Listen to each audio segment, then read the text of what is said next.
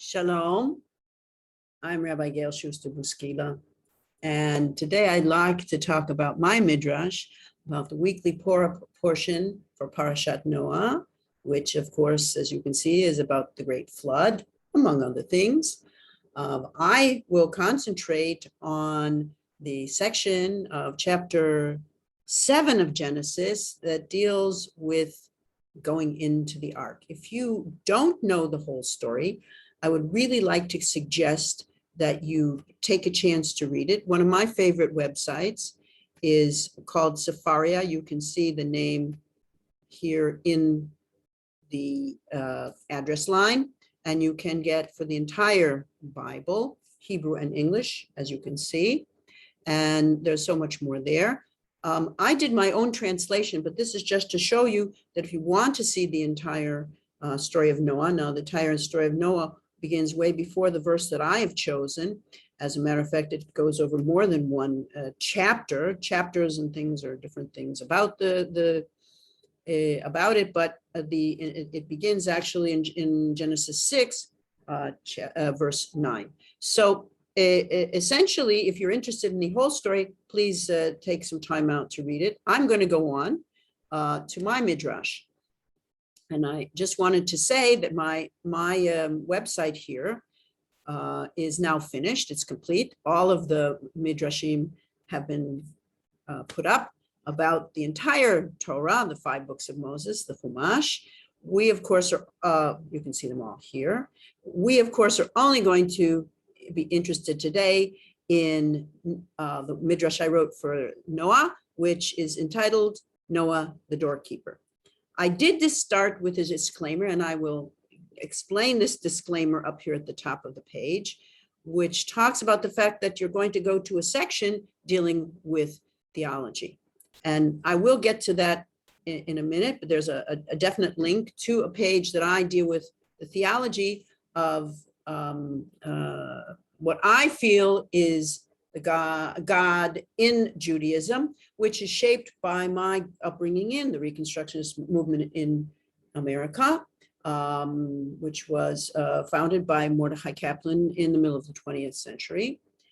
When I began to think about the writing these midrashim, I, of course, evaluated the biblical verses and began to write through the lens of my concept and Kaplan's concept of a non-supernatural God.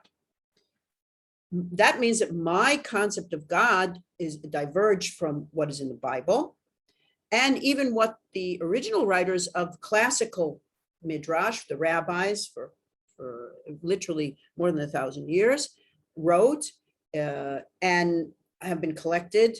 And actually, many people are still writing up to today, but the classical midrash really had a different idea of God. I'd like to first go to the verses that I chose at the beginning here, and then we'll talk about the theology and, in some sense, of my thought process of how I did this. So the first few verses I'll read, I've chosen verse 11, 15, and 16 from chapter 7, and I'll just like to read them. In the 600th year in the life of Noah, in the 7th month, on the 17th day, on that day, all of the deep water sources erupted, and the fissures in the sky opened up. The rain was on the earth for 40 days and 40 nights. The animals came to Noah to the ark in twos of all flesh that was alive. Those who came were male and female of all that was flesh, as God commanded him to do.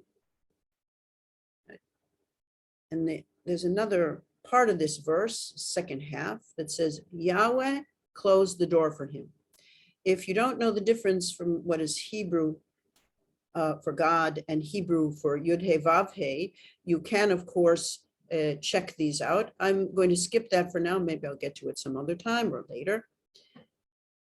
Now, if I have a problem with the fact that I am not connected to the biblical concept of a God who both creates the world and then goes around the world punishing wrongdoing, and also providing for the righteous, because Noah survives, then I have no choice but to answer the question, who closed the ark?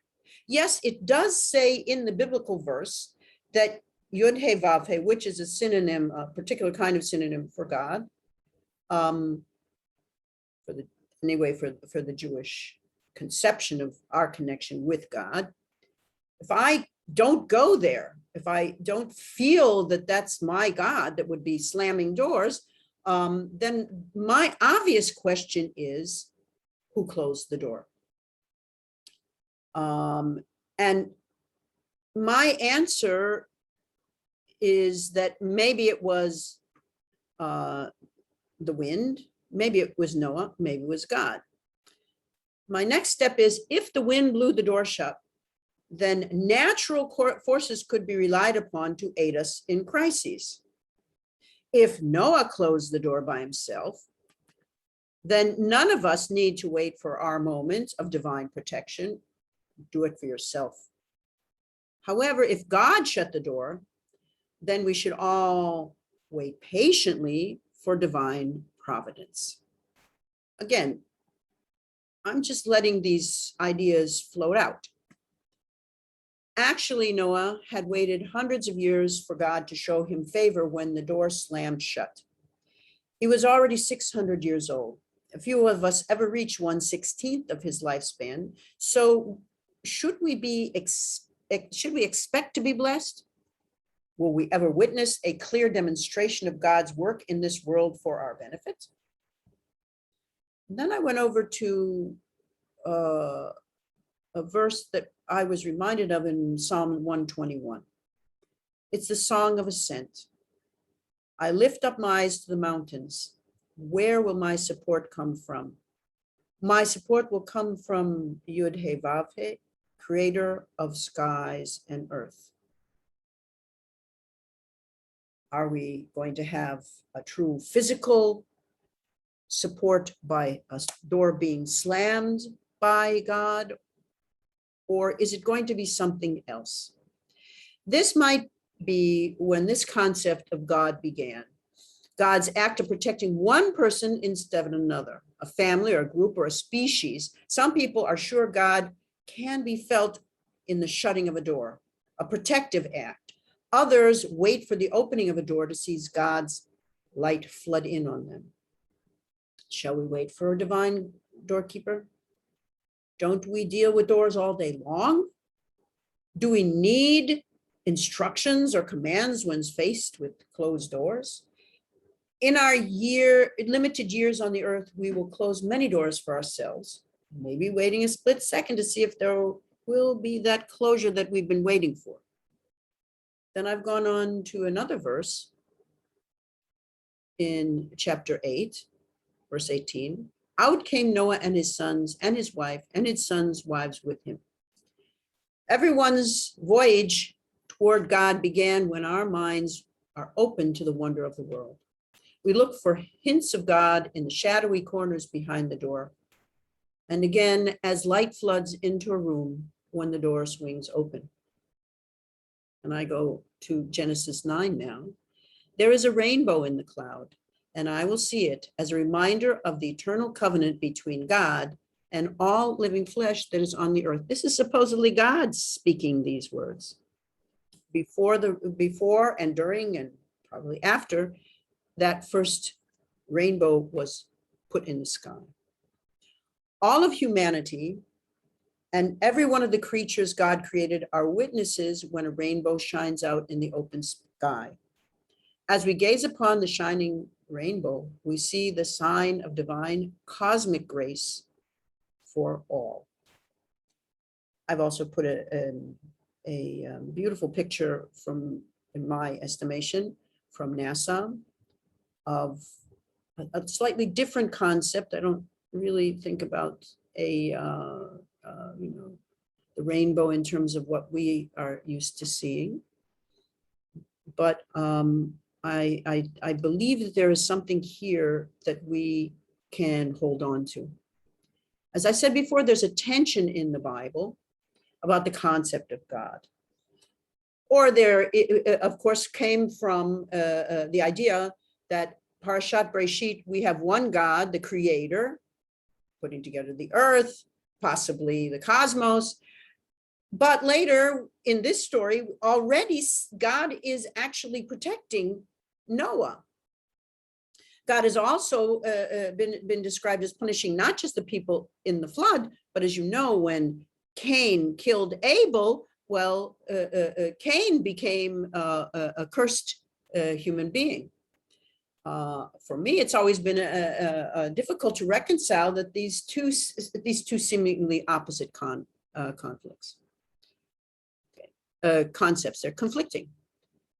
In my page, which you can get to from clicking on the word theology up here at the top, in my page where I begin to deal with this, and I'm talking about sources for metaphysical or poetical, but not literal God, word of the God of Revelation. By the way, if you are interested in more names of God, this is a wonderful, just above what I'm going to quote from Mordecai Kaplan is a wonderful video by Professor Shia J.D. Cohen from Harvard about the image of God and the name of the God in these texts, and what he means is biblical texts.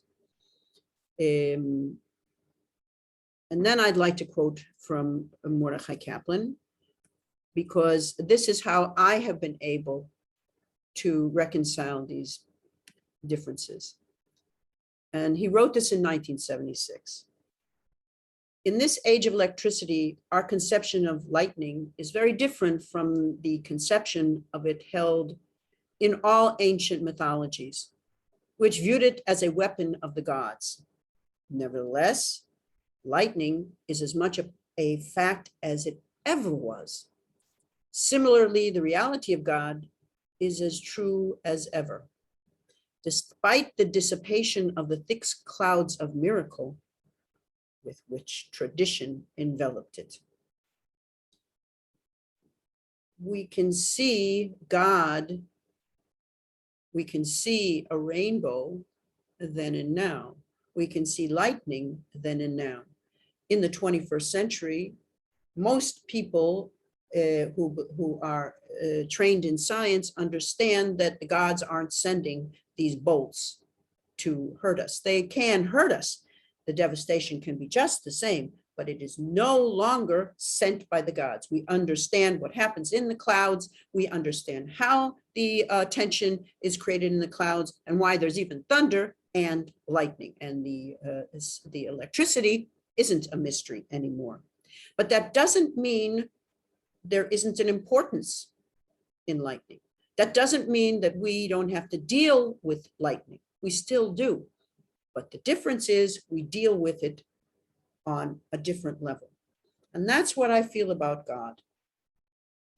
The Bible is part of my heritage and has been important to my family and the Jewish people for generations, thousands of years. The concepts delineated by Kaplan have helped us to stay connected, at least helped me to stay connected with these ancient texts.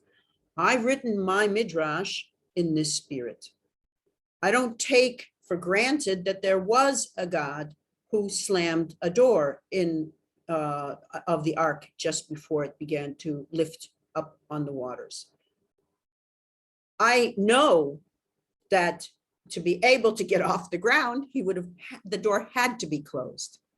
But I'm looking for some way to reconnect with the Midrash. And I think that that's really where I'm going, is that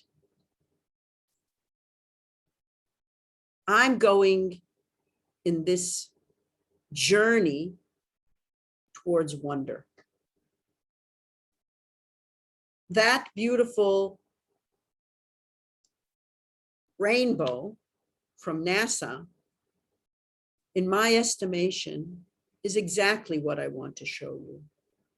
We're still gazing at that shining rainbow and still amazed at creation. This is only the second Torah portion in Genesis. And so I'm hoping that you have an enjoyable Shabbat with doorkeeping around you or searching for the divine in our world. full of wonder, full of beauty, and Shabbat Shalom.